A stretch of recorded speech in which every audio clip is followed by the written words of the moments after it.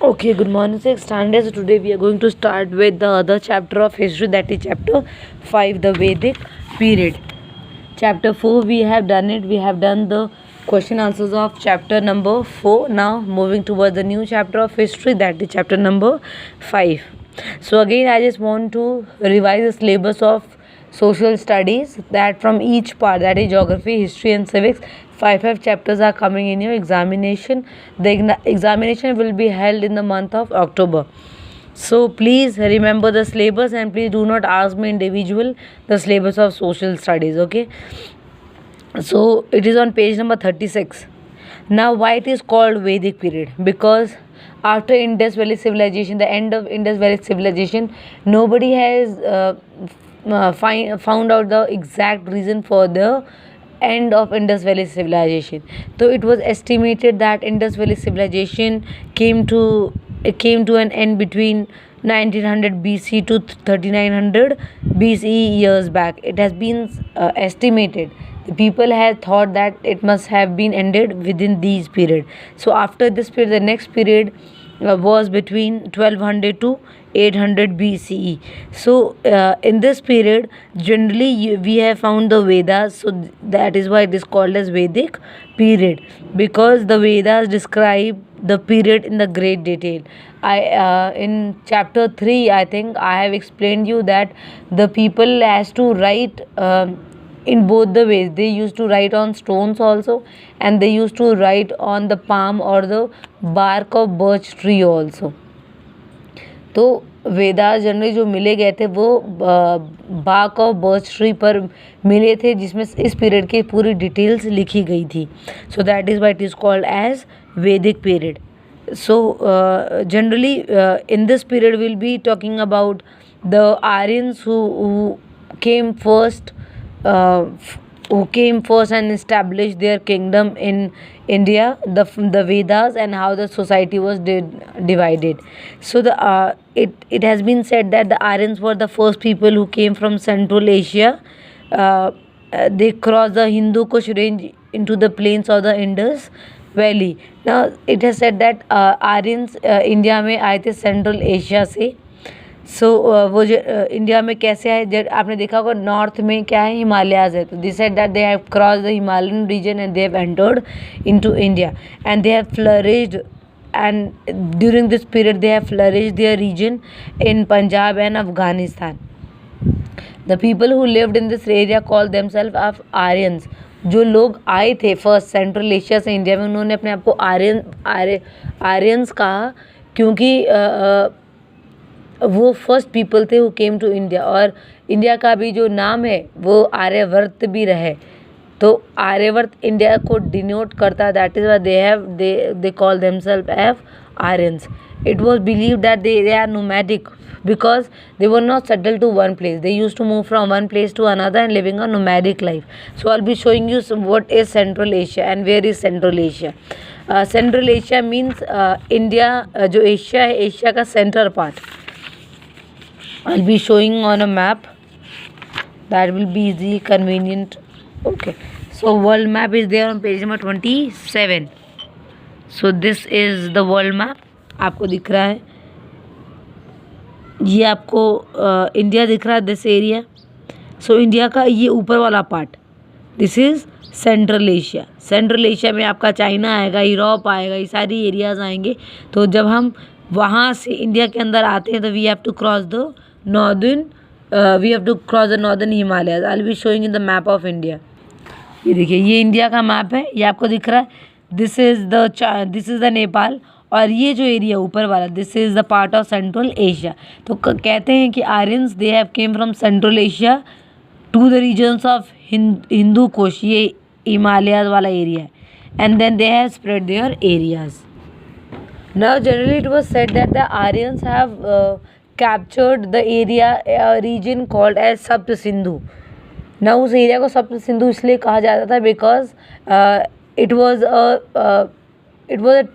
it was a river and having 7 tributaries. That river is Indus. So Indus की 7 tributaries थी. So that is why it is called as Sapt Sindhu. Sapt means 7 and Sindhu मतलब Indus. So in Vedas it has said that this area was called Sapt Sindhu because it was surrounded by the 7 tributaries of Indus river. Now the Vedas, which is on page number 37, this is very important for long answers. So now Vedas were found to be scripted on the bark of the birch trees. Vedas कहाँ पे लिखे गए थे? Birch tree के ऊपर लिखे गए थे. And it was found in the hills of Kashmir. They are also known as Bhojpatra. Vedas are written in Sanskrit. So Vedas को भोजपत्रा भी कहा जाता है. और इसको कौन सी लैंग्वेज में लिखा गया था? Sanskrit.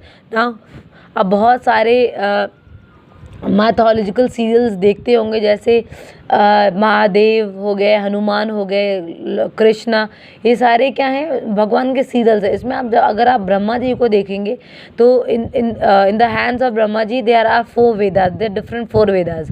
so that 4 vedas are described in your book. So those 4 vedas are Rig Veda, Yajur Veda, Sam Veda and Athar Veda. So all these Vedas contain different things. They all are not consist of the same thoughts. So all the 4 Vedas having different meanings and different things.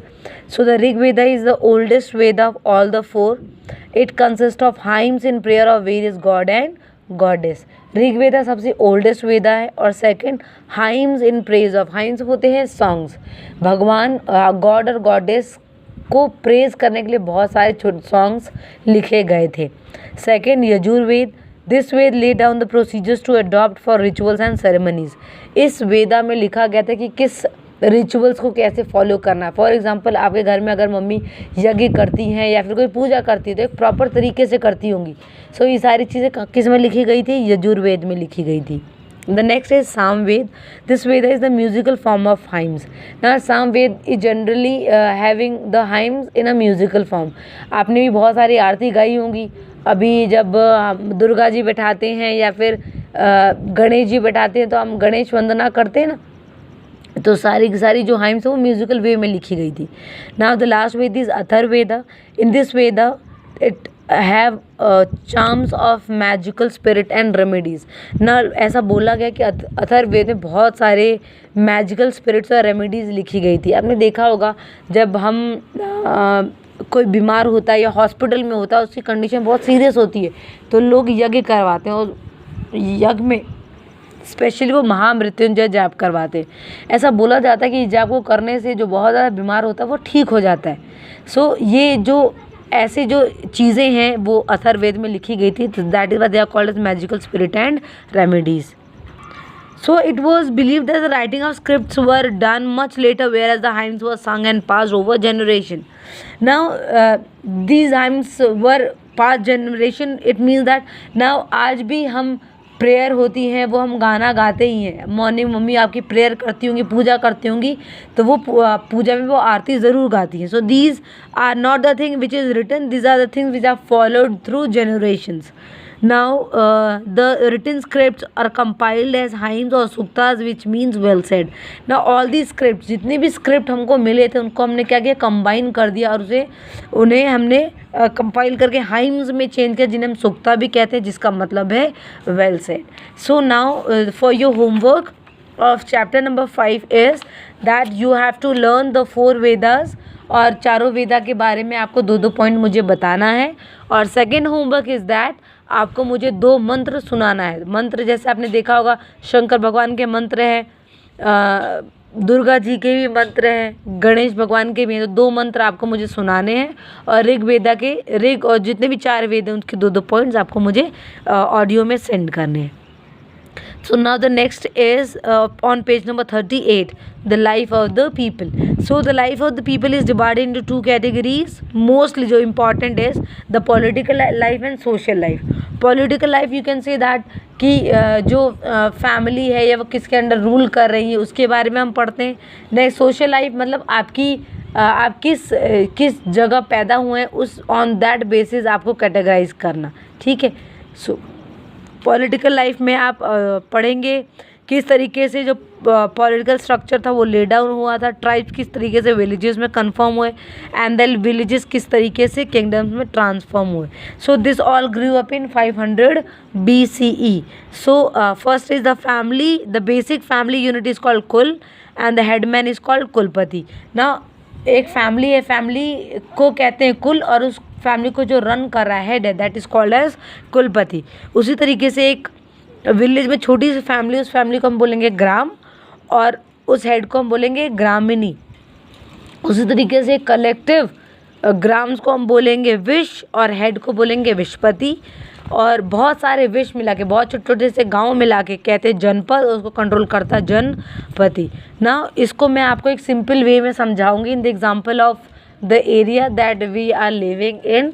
Like हम सब महू में रहते हैं ना, महू में बहुत सारे areas हैं. धारनाका है, धारनाके में आशियाना है, तेलीखेड़ा है, श्री राम नगर है. सो मैं आपको महू का एग्जांपल लेके बता दी. फॉर एग्जांपल है ना, जैसे एक एरिया है महू में, दैट इज़ धारनाका. धारनाका में एक गांव है, एक फैमिली है, उस फैमिली को हम बोलेंगे कुल, और उस फैमिली के हेड को बोलेंगे हम कुलपति. ठीक है ना. उसी तरीके से धारनाके में बहुत सारे फैमिलीज़ हैं, बहुत सारे घर हैं. बहुत सारे घर में आप एक वैष्णवी का घर ले लो, एक श्लोक का घर ले लो, एक आप एक मोहम्मद आकिब का घर ले लो. तो ये सारे घर किस कहाँ पे, धारनाके में. ठीक है. सो ना इन सारे घर को आप क्या बोलोगे, ग्राम बोलोगे, और जो उनका हेड है उसको हम क्या बोलोगे, ग्रामीणी बोलेंगे. इसी तरीके से धारनाके में बहुत सारे एरियाज है. श्री राम नगर हो गया, आशियाना हो गया, है ना. और धारनाके में कौन कौन सी जगह है, एक नगर निगम के एरिया में है. तो वो सारे छोटे छोटे से क्या है, गांव है, उन सबको हम बोलेंगे विश, और उसके हेड को क्या बोलेंगे, हम विशपति बोलेंगे. उसी तरीके से एक धारनाका हो गया, तेलीखेड़ा हो गया, नगर निगम वाला एरिया हो गया, बहुत सारे एरियाज, उनको हम क्या बोलेंगे, जनपद बोलेंगे, और उनके हेड को क्या बोलेंगे, जनपदी बोलेंगे. ठीक है ना. जनपद मेड अ राष्ट्र और द किंगडम. अब जनपद में बहुत सारे एरियाज आ गए. कौन कौन से एरियाज आ गए, धारनाका आ गया, तेलीखेड़ा आ गया, नगर निगम वाला एरिया आ गया, आपका बड़ी पुलिया वाला एरिया आ गया, बहुत सारे एरियाज आ गए. तो हमने उसको क्या बोला, जनपद. सो जनपद एक क्या राष्ट्र है या फिर किंगडम है, जिसको कौन लीड करता है, एक राजन लीड करता है या फिर किंग लीड करता है. ठीक है ना. इन सबको मिला के क्या बन गया, एक महू बना. महू को कौन लीड कर रहा है, अगर आप देखोगे तो, अगर एडमिनिस्ट्रेशन की बात करोगे तो, अगर हमने पुलिस स्टेशन एग्जांपल ले लिया, ठीक है ना, पुलिस स्टेशन महू के लिए क्या सिर्फ एक है. तो जितने भी लोगों को जितनी भी कंप्लेंट्स होती, चाहे वो आशियाना का हो, चाहे वो तेलीखेड़ा का हो, चाहे श्री राम नगर का हो, चाहे वो बड़ी पुलिया का, वो कहाँ पे जाता है, महू पुलिस स्टेशन ही जाता है ना, वो कहीं और तो नहीं जाता. तो हम ये समझ सकते हैं कि एक बड़े एरिया का एक हेड होता है और उसको रूल किया जाता है. So the king look after the kingdom and was help by the senanis और द सोल्जर्स. ना उसको लीड किया जाता है सेनानीज के द्वारा. So there are two assemblies called Sabha and Samiti. They have the different roles. Like Sabha is the council of elders who select people who advise the king. ना सभा के लोग क्या करते हैं, किंग को एडवाइस देते हैं, और समिति के लोग क्या करते हैं, they help in forming the policies. Okay, so the next topic is the social life. Now it is divided into your birthplace. Like आप कौन से कुल में पैदा हुए हैं वो डिसाइड करता है आपका social life. So the Aryan considered themselves as superior race. Why? Because they were the first people who have entered or who have flourished their kingdom in India. So that is why they call themselves as superior. And the next inhabited. The local inhabited their slaves were the Das. So the Das were compelled to work as per the orders of their masters. Now from the name itself says Das means somebody who works under somebody. मतलब कोई आपके नीचे जो काम करे, that are called as Das. So it is categorized into four varnas. The first varna is the Brahmin, second is Kshatriya, third is Vaishya, and the fourth is Shudras. Now the work of the Brahmins were that they first is that they were learned people. उन्हें बहुत ही कहते ज्ञाता कहा जाता था. They worked as priests and performed यज्ञस. वो priest होते थे और वो क्या काम करते, सिर्फ यज्ञ को करवाने का काम करते थे. And the third work which they have to do is teaching the society. So the Brahmins के 3 काम होते थे जो कि बहुत ही पुण्य वाले काम माने जाते थे. That were they were called as learned people. They performed yajnas and they used to teach the society. So the next Varan is the Kshatriya. Kshatriya from the name itself says that the warrior. So they are the rulers, they are the warriors who perform the duties of protecting the people. Third is Vaishyas. So Vaishyas were the agriculturalists, craft person, traders, and most of the community was thus part of this group. So these are the person who used to do the craft work, the trading part they have to do. Generally you can say that बनिया जो होते हैं वो किस में आ जाते हैं, वैश्यास में आ जाते हैं. Now the Shudras were the people who were performing the menial and unskilled job like sweeping, cleaning, removing. अभी भी आप देखोगे कि शूद्रास अभी भी होते हैं. Now जो लोग नाली साफ करते हैं आप उनसे कोई और काम नहीं करवाते. उनका क्योंकि जो बर्थ है सिर्फ वही यही कामों के लिए, तो वो यही काम करते हैं. So that is why they are called as Shudras. So these are the 4 Varnas of the which are there in the Vedas. Like the society was divided into 4 varans: the Brahmins, Kshatriyas, Vaishyas and the Shudras. So the next is the status of women. Now the status of women matters a lot before the kingdom were flourished and now. So the Vedic people make special reference of equal status to women. Most of the yajnas were not held without the presence of wife.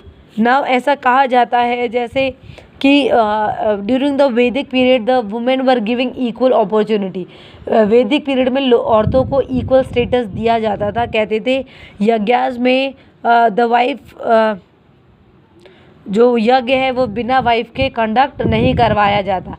आपने अगर देखा होगा lockdown में एक serial चला था रामायण, उसमें आप देखोगे जब लॉर्ड राम ने अश्वमेध यज्ञ करवाया था उस वक्त सीता जी उनके साथ नहीं थी. तो उन्होंने क्या बनाया था, गोल्ड की स्टैच्यू बनवाई थी सीता जी की और उनको यज्ञ में रखा गया था क्योंकि बिना वाइफ के यज्ञ को कंप्लीट नहीं कहा जाता when your wife is not there with you. So lord Ram ने सीता जी का गोल्ड की एक स्टैच्यू बनाई थी एंड देन उन्होंने अश्वमेध यज्ञ कंप्लीट करवाया था. So the women were giving the high status in the Vedic period.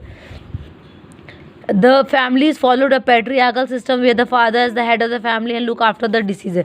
Now patriarchal system आप 10th standard में भी पढ़ेंगे. patriarchal system वो होता है जहाँ पे जो फैमिली है वो मेल लीड करता, आदमी घर चलाता है. So the woman is not the head of the family. So the male is the head of the family. So that system is called the patriarchal system. In the later Vedic period, however, the status of women was downgraded to a large extent and they were not allowed to participate in religious ceremonies and decision making. So now after Vedic, this is current Vedic में आप देखेंगे, but बाद की जो period है उसमें आप देखोगे कि womens were not allowed to do the religious ceremonies. उनको रिलीजियस सेरेमनी में नहीं बुलाया जाता था और कोई भी इम्पोर्टेंट काम में उनको क्या कहते हैं पार्टिसिपेट नहीं करने दिया जाता था. सो I'll be showing you the picture which you have to mark in the book and which you have to read. Okay, please underline this and mark in your book so that you know while reading the book you should just read the limited thing, not the extra thing.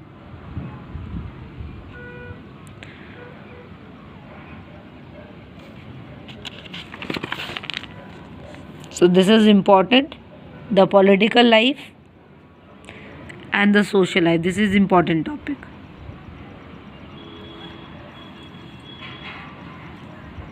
So the next topic on page number 39 is food and drink. So the food at that time they were mostly vegetarian. They were fondness for milk and milk products. These are references to soma, a drink which was made by mixing some herbs with milk. Another drink called sura also finds mention this, however intoxicating in nature. Now the people were vegetarian, they mostly consume milk and the milk products. They generally put something in the milk and they used to have it. Now som is a dish, is a you can say shake, a milk shake where something herbs is mixed in the milk. आपको mummy देती भी होंगी दूध में बादाम मिला के, जब जुकाम हो जाए तो दूध में आपको हल्दी मिला के देती होंगी. So these were the things which were practiced earlier also. Now the entertainment, how the people used to entertain themselves. Now how we entertain themselves, we used to watch TV, we used to watch television, we hear music for our entertainment. So at that time the people used to entertain by dancing, horse chariot racing and the music. So group dance perform किए जाते थे. चेरॉयड racing मतलब होता है घुड़सवारी, लोगों की घुड़सवारी की जाती थी और जो फर्स्ट आता उसको प्राइज़ मिलते थे. या फिर म्यूज़िक होते थे जहाँ पे डिफरेंट इंस्ट्रूमेंट बजाए जाते थे and the people love that entertainment. Okay, so now tomorrow we are going to start with economic life, religious aspects of life, and the four phases of life. Or I think we are going to finish this chapter tomorrow itself. Thank you, class.